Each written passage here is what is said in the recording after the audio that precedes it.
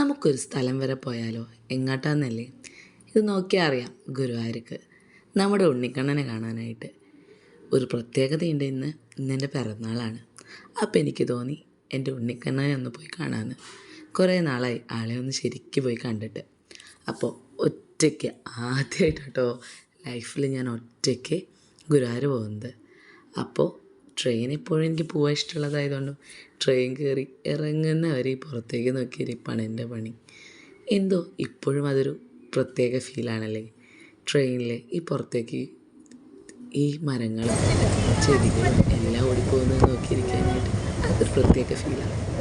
അപ്പോൾ നോക്കി ഇരുന്നപ്പോഴത്തേക്കും ഗുരുവായൂർ എത്തിയിട്ടോ.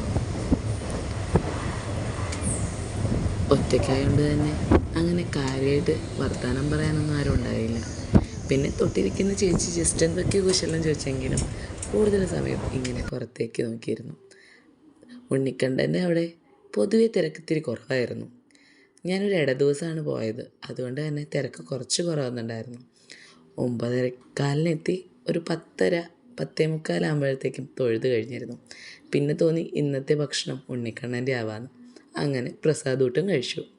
അതും ഒരുപാട് വർഷങ്ങൾക്ക് ശേഷം. തിരിച്ച് 1:30 ട്രെയിനിനാണ് ഞാൻ പോരാൻ വിചാരിച്ചത്. കുറച്ച് ഷോപ്പിങ്ങൊക്കെ നടത്താമെന്ന് വെച്ചു.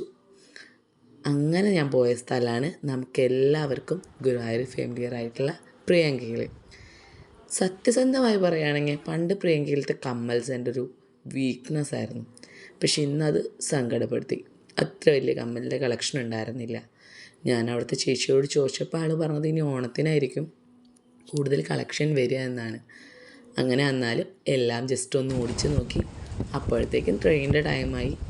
ഓടിച്ചെന്ന് ടിക്കറ്റ് എടുത്ത് തിരിച്ച് വീണ്ടും പോകുന്നത്തേക്ക് തിരിച്ച് അങ്ങനെ കാഴ്ചകളൊക്കെ കണ്ട് ഭംഗിയൊക്കെ ആസ്വദിച്ച് ഇരുന്നപ്പോഴത്തേക്കും പൂങ്കുന്നം എത്തി.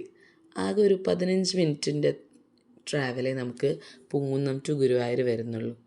അതുകൊണ്ട് തന്നെ 2 മണിയാകുമ്പോഴത്തേക്കും ഞാൻ തിരിച്ച് പൂങ്കുന്നത്തെത്തിയിരുന്നു.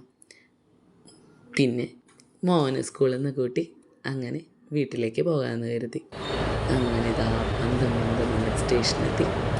അപ്പോൾ നമ്മുടെ ഉണ്ണിക്കണ്ണൻ്റെ കൂടെയുള്ള പിറന്നാൾ ഇത്രയേ ഉള്ളൂ. എന്തായാലും നന്നായി തൊഴുതു. എല്ലാവർക്കും അടുത്ത വീഡിയോയിൽ കാണാം. Thank you.